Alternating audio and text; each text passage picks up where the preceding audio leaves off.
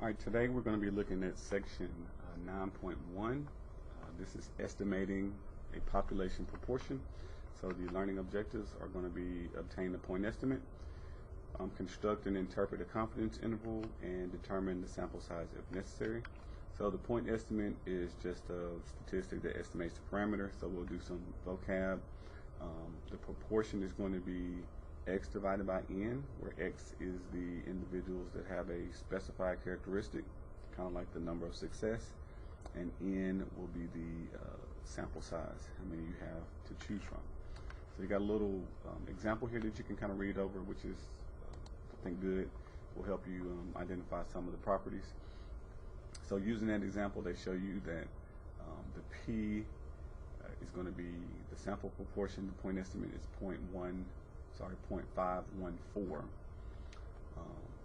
And then using some other statistics, we can come up with an interval, and they'll show you how to come up with that. So one of the questions you will definitely see is confidence level. So if you have a smaller interval, smaller range, you're going to be less confident in your guess. If you have a bigger range, then you have a higher level of confidence. So the wider the parentheses, the wider the grouping symbols that you have, the higher your level of confidence. The smaller, the less confident you are. So you have definitions of confidence intervals and level of confidence. This is some good reading. So part of the properties that you definitely want to pay attention to are the shape and distribution. So we want to use the approximately normal assumption.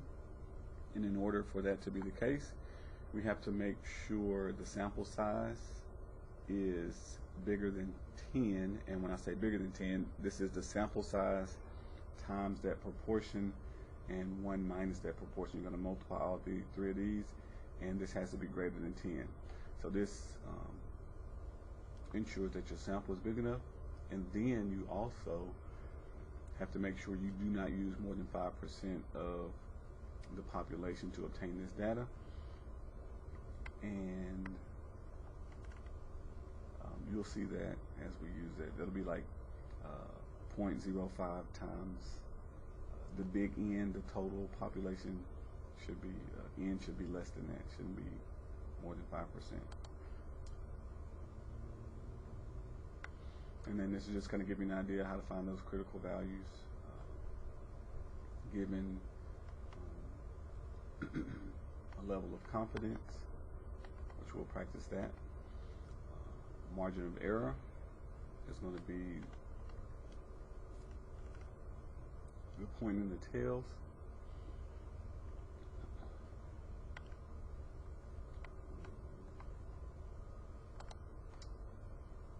And then you have another example here with some good reading.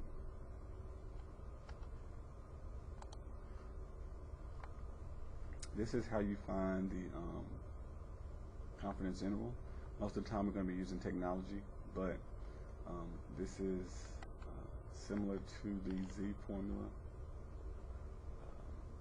We're just kind of working backwards to solve for P. Then I skip over that. I don't think it, yeah. That's the standard deviation. I don't think I did.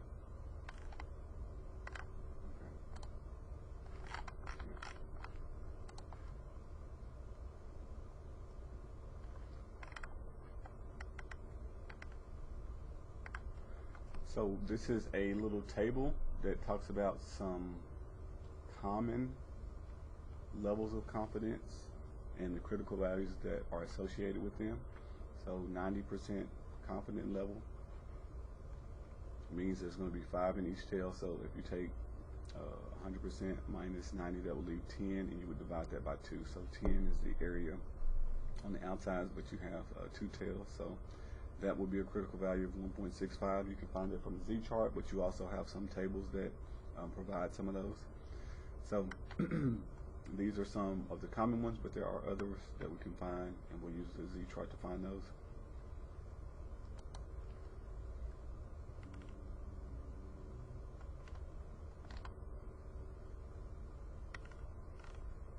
See if there's anything else that stood out. again, this is just kind of following up, showing you how to find the confidence interval, the two ends of the parentheses. Most of the time we'll be using technology. This is a reminder of the sample size requirements. So n times p times 1 minus p, this has to be greater than 10, and you got to make sure that n, your sample size, is not more than 5% of your total population.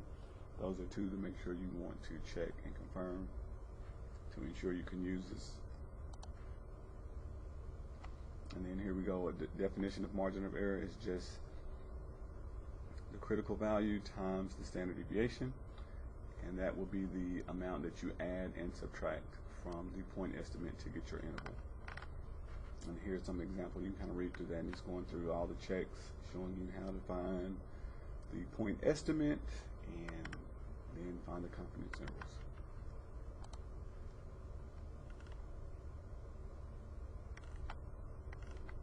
And just some more examples. And then if you want to find sample size, it's not really a new formula, but it's just kind of working backwards and solving for n. But once they go through that process, which they're kind of spelling out here, we get a formula for finding sample size right here. So n equals point estimate, 1 minus point estimate, this, but I thought they had a simplified version. E is margin of error. It's the same as the standard deviation times z, but they're working backwards. So we can derive this if we need to, but if we need to estimate the sample size, we'll kind of go to this formula. And then they got some step-by-step how to find and solve this with Minitab, which is what we'll be using. Okay, with that, we're going to jump into MyMathLab.